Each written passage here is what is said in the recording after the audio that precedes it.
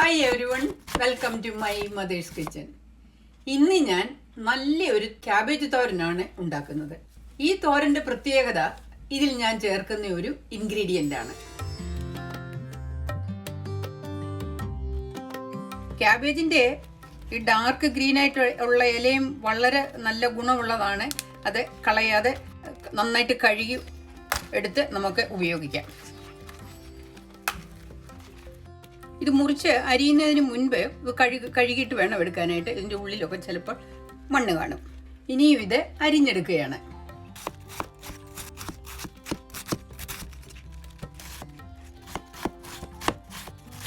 Cabbage തോരൻ വെക്കാൻ തുടങ്ങുകയാണ്. ഈ പാനിലേക്ക് 1.5 ടേബിൾ സ്പൂൺ വെളിച്ചെണ്ണയാണ് ഒഴിക്കുന്നത്.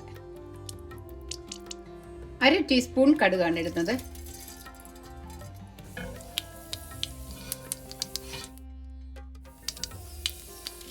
2 ഉണക്കമുളക് മുറിച്ചത്, 2 തണ്ട് കറിവേപ്പില. ഇനി അതിലിടുന്നത് 1 കപ്പ് വെള്ള സവോള എരിഞ്ഞതാണ്.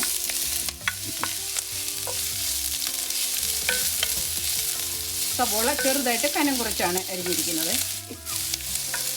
ഞാൻ സാധാരണ തോരൻ കറിക്ക് വെള്ള സവോളയോ അല്ലെങ്കിൽ വെള്ള പേളൊനീനോ ആണ് ചേർക്കുന്നത്. ഇനി ഇതിലേക്ക് 2 എരിവുള്ള പച്ചമുളക്, 1 കഷ്ണം ഇഞ്ചി ചെറുതായിട്ട് അരിഞ്ഞത്. ഇനിയും ചേർക്കുന്നത് 1 ടീസ്പൂൺ പെരിഞ്ചീരകമാണ്. ഇതാണ് ഈ തോരൻ കറിക്ക് ഫ്ലേവർ കൊടുക്കുന്നത്. ഇനിയും ഇതിലേക്ക് 1.5 കപ്പ് തേങ്ങ, 1/2 ടീസ്പൂൺ മഞ്ഞൾപ്പൊടി, ഇത്രയും ചേർത്ത് 1-2 മിനിറ്റ് ഒന്ന് റോസ്റ്റ് ചെയ്തെടുക്കണം. മഞ്ഞൾ അധികം ചേർക്കരുത്, ഒരു ലൈറ്റ് കളർ കിട്ടാൻ മാത്രം ചേർത്താൽ മതി.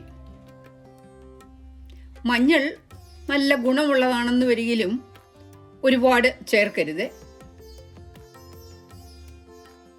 1/4 ടീസ്പൂൺ ഉപ്പ്, ഇത്രയും ചേർത്ത് വേണം തേങ്ങ റോസ്റ്റ് ചെയ്തെടുക്കാൻ. 1-2 മിനിറ്റ് റോസ്റ്റ് ചെയ്താൽ മതി. ഇനിയും ഇതിലേക്ക് ക്യാബേജ് ചേർക്കാം. 500 ഗ്രാം അരിഞ്ഞ ക്യാബേജാണ് എടുത്തിരിക്കുന്നത്. ഇതിലേക്ക് 1/2 ടീസ്പൂൺ ഉപ്പും കൂടി ചേർത്ത് നന്നായിട്ട് ഇളക്കി മൂടി വെച്ച് വേവിക്കണം. ഇടയ്ക്ക് തുറന്ന് ഒന്ന് ഇളക്കണം.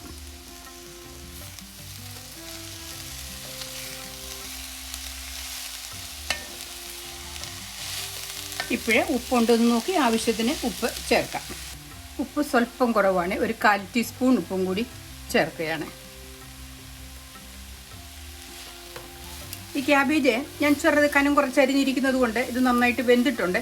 അതുപോലെ ക്യാബേജൊക്കെ തോരൻ കറി ഒരുപാട് അങ്ങ് വെന്ത് അങ്ങ് സോഫ്റ്റായി പോകാതെ ഇച്ചിരി ക്രഞ്ചി ആയിട്ട് ഇരിക്കുന്നതാണ് നല്ലത്.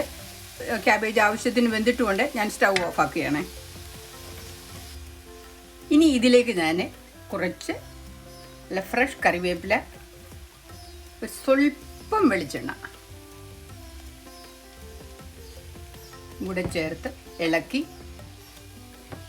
ഞാൻ സ്റ്റൗവിൽ നിന്ന് മാറ്റുകയാണെ.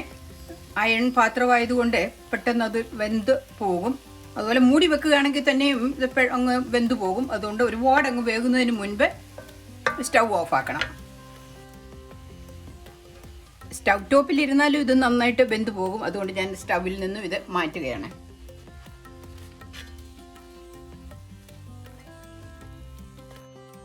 ഇനി നിങ്ങൾ ക്യാബേജ് തോരൻ ഉണ്ടാക്കുമ്പോൾ അതിൽ സ്വല്പം പെരിഞ്ജീരകം ചേർത്ത് ഉണ്ടാക്കി നോക്കുക. നിങ്ങൾക്ക് തീർച്ചയായിട്ടും ഇഷ്ടപ്പെടും.